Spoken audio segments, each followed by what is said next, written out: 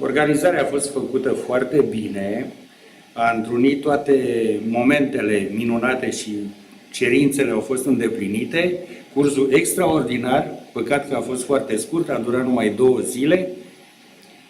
Trainerul, profesorul, poate unul de excepție, s-au învățat lucruri minunate, foarte interesante și sper că veți mai organiza de acum încolo la același nivel, de fapt e o caracteristică a voastră, a organiza foarte frumos și să invitați cât mai multă lume.